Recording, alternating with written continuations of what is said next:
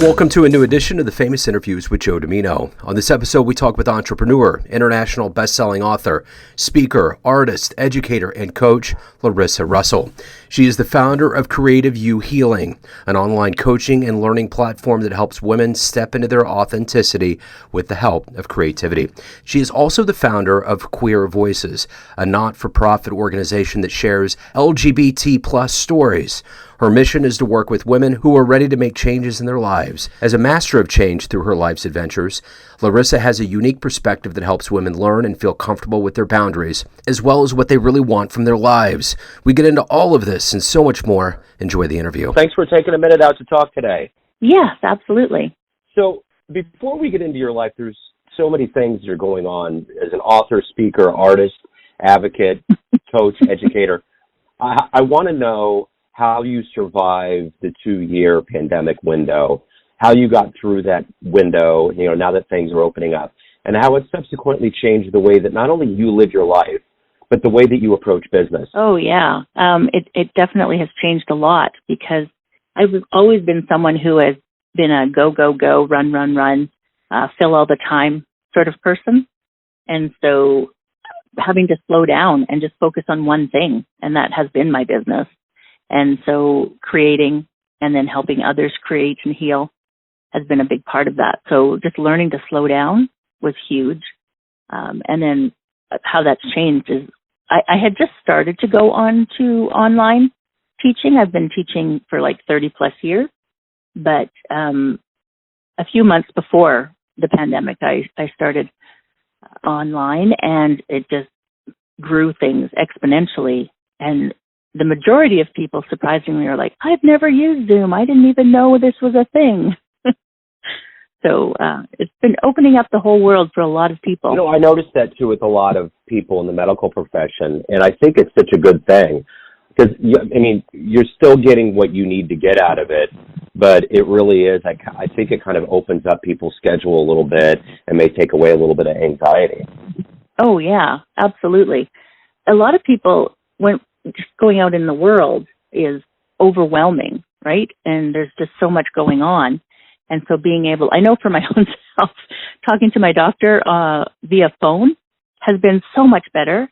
He's an anxious little person, and so I get anxious when I'm around him. But talking on the phone, I can't see his leg tapping. I can't see all of that. So it's much better. And I know when I'm sharing, we typically use Zoom so we can see each other. But it's just, we're in our own setting. We're comfortable. I have a morning meditation class. We show up in our pajamas. You can't do that when you're out in the world. No, you can't, and that ultimately boosts comfort. I know my son, who has special needs, he has appointments that he goes to, and it's so much better because he ultimately isn't in the conversation long enough. So typically in the past, you would have to drive and go down, and there was extra anxiety. So now it's just a lot easier. I think it's probably really helped a lot of people. It's one of the great outgrowths of what we've lived through. There are so many things that you do, and what I want to do is I want to kind of make this a little bit easier for everyone to understand out there. I'm going to put you in front of a bunch of third graders at a career day, and one of them looks up at you and says, "What do you do for a living?" How would you answer them? Ultimately, I help specifically women, because that's who I work with, really become their best selves. And there's so many aspects to that. Creativity is a part of that. Meditation is a part of that. Journaling. We start to dig under to what is holding us back. So I help women just become who they were meant to be. How would you explain what you do to me? How would you kind of delve a little bit further into what exactly you do and how you do the work you do? Well, there's a few different layers to that. And so what I do is generally find out sort of what they think the issues might be and then question that. Because we're often told things that we're supposed to think or believe, especially as women, and it's not true. And so starting to challenge some of those things that we've been told we need to be, we need to do all the things, we need to be the wonderful mother, take care of the home, have a job, do all the things. And often, especially the women that I deal with are later in life, and they may have, the kids have left and they're now like, what do I do? Or, they're getting to the end of their career and they're like, I've hated this job my whole life, or not quite at the end. And they're like, this is not for me. I just can't keep doing this. And it's like, okay, so what's stopping you from doing what you want to be doing? And often it's they don't even know what they want to be doing. They don't know what could be different because they've never been given that opportunity. Excuse me. So starting to look at what that might be, and there's lots of different ways that we do that. Like I said, journaling is a big part of it, but painting to uncover emotions and actually start to tap into what we're feeling, starting to recognize where in our body we actually feel things is huge. And so that's the kind of work that we do to sort of start to uncover what you want and then how can you move towards that? Because it's super scary. Talk to me a little bit about how this began for you. Kind of go back to your childhood where you were born and raised and kind of how these seeds were planted in you. And before you do that, let's go back to when you were in the third grade. What did you want to be when you grew up? Well, I wanted to be a truck driver. Oh, cool. Are you happy with why? that? Yeah. Well, you get to see the world. You get to get paid for doing it. I mean, there's a romanticism that goes into that for sure. Are you happy with how everything turned out? In my life? It's been a hard journey to get where I am. Yeah. It's been a very difficult journey to get where I am. And, I have been teaching for 30 plus years, mostly in the art field, creativity.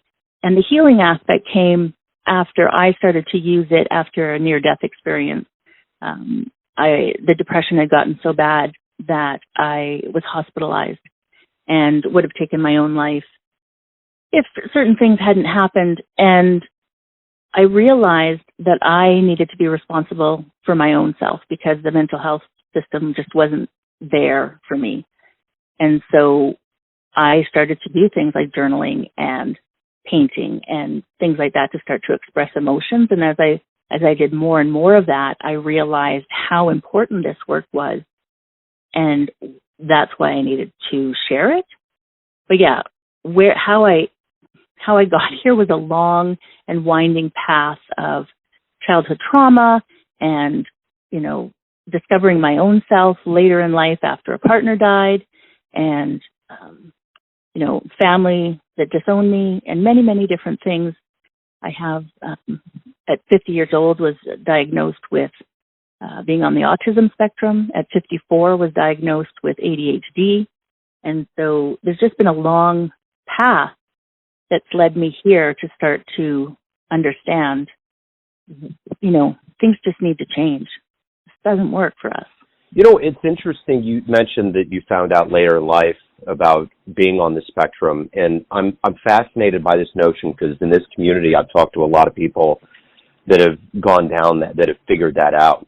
And my son's 18. He's just getting ready to enter that kind of adult world, and his entire life he's been on the spectrum. He has one piece of genetic material on his on a chromosome, and it's led to developmental delays. And I've noted his whole life it's been just a part of who he is. So I find that interesting how people respond and what people do when they do find that out later in life. Has it made you more receptive to life and open you up in a positive way? What did that do for you?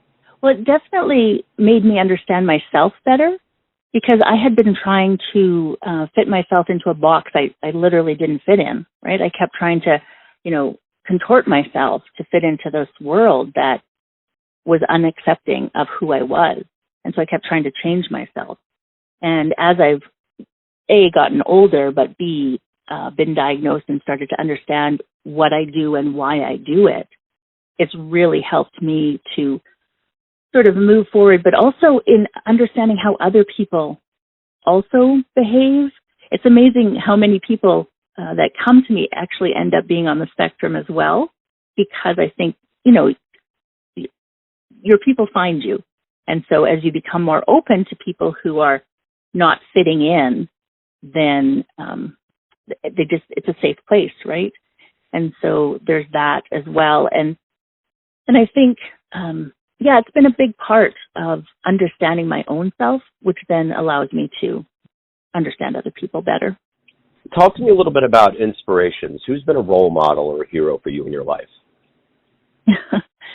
I don't know that I have, inspirational people. I think that's part of being on the spectrum as well, is that I'm always just sort of competing with my own self.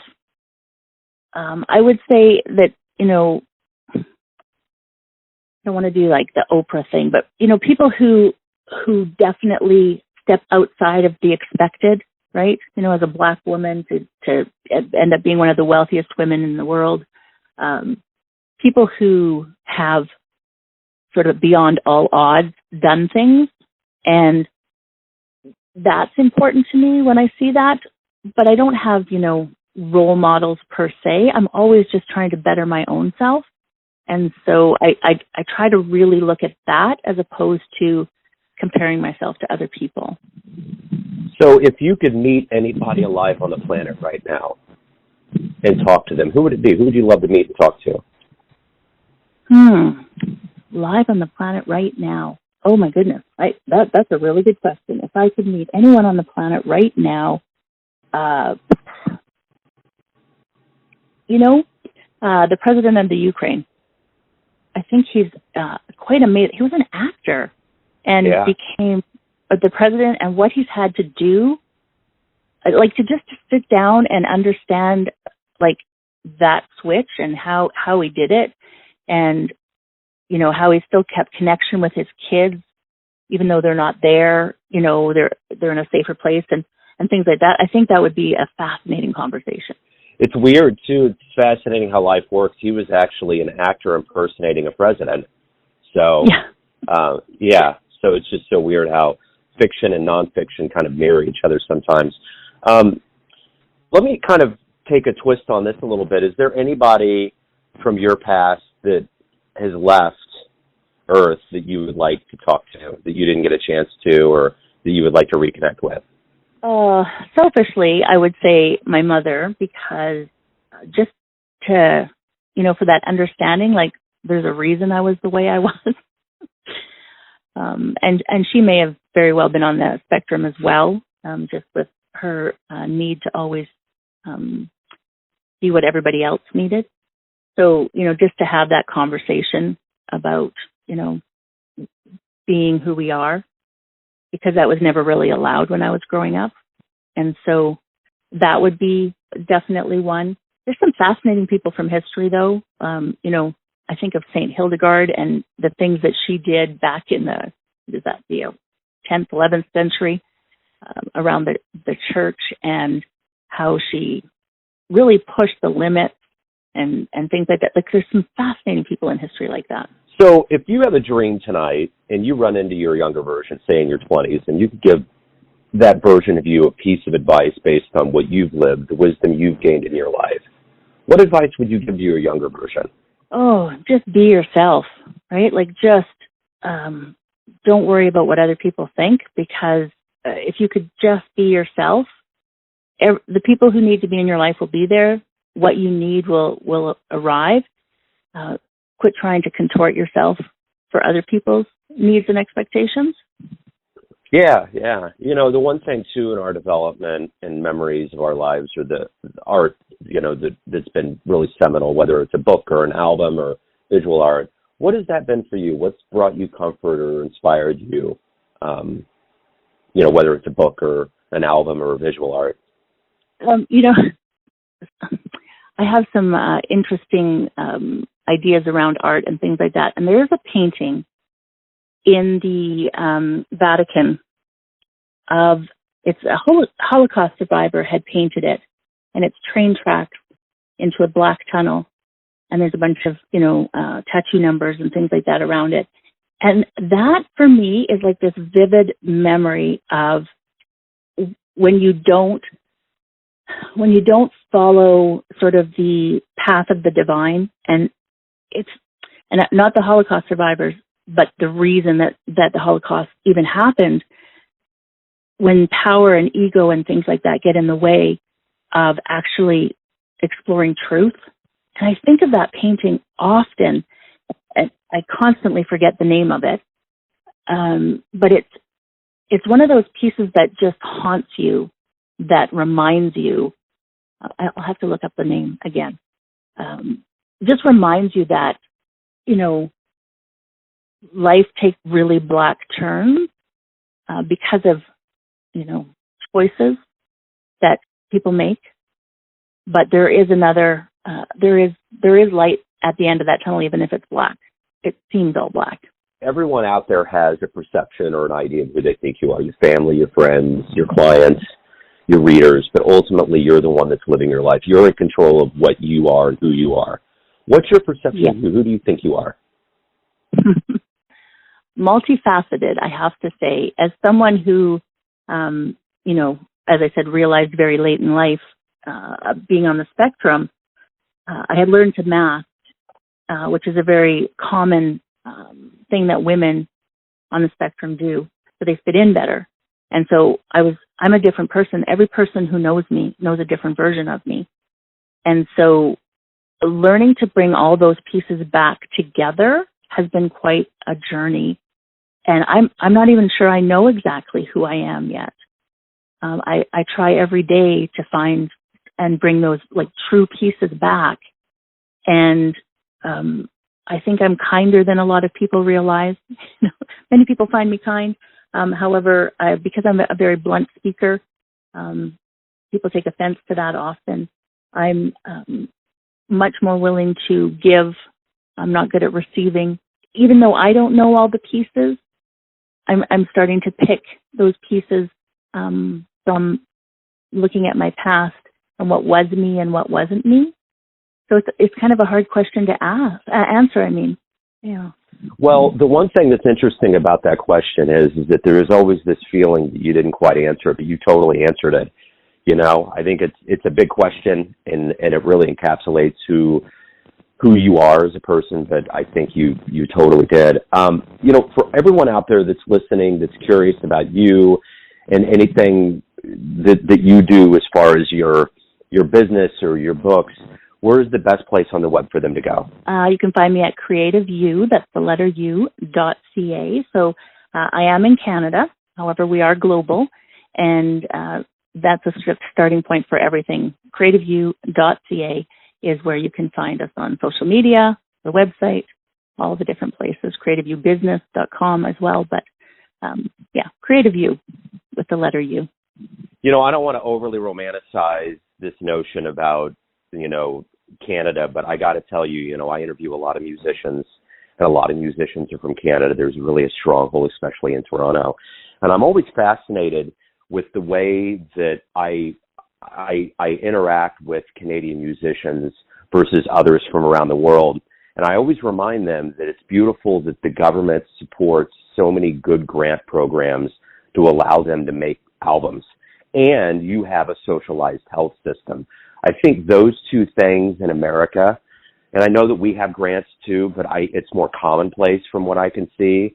And then even the strain of being an independent musician and having to worry about healthcare. There's a level of things that happen in Canada that I wish would be instituted more widely. And unfortunately in this country, anything that's called socialized, quote unquote, has been demonized and weaponized by the political agenda of people in this country. So anyway, I just wanted to kind of throw that out there. I'm always fascinated at the just the things, and I know it's not perfect, and I'm always kind of halted and corrected, but I think there's a level of that really is good. When your government supports your health care and you don't have to worry about drowning in debt, and they support the arts, I think they really put their money where their mouth is. Yeah, there are some ways that I do agree. A lot of my clients are in the States, and healthcare is a big problem. There are just, people lose their homes because they get sick. And it's like you've had this home your whole life, and you get sick and you lose everything. I don't understand that. But, Yeah, and that is kind of an unfortunate tragedy that happens in this country a lot. You can just be going along, and because of our healthcare system, it can really do some crippling things. But at any rate, I didn't mean to get into a rabbit hole, but when you mentioned Canada, and I knew with the .ca that, yeah, that was definitely the case. But thank you for opening up. Thank you for taking some time out. Have a great 2023. I appreciate it. All right. Thank you. Thanks for tuning in to another famous interview with Joe Dimino, where we cover the world of art, literature, music, spirituality, and more from around the globe. If you want to hear more interviews, visit the Famous Interviews with Joe Dimino channel on YouTube and Spotify. Thanks again for listening, and until next time.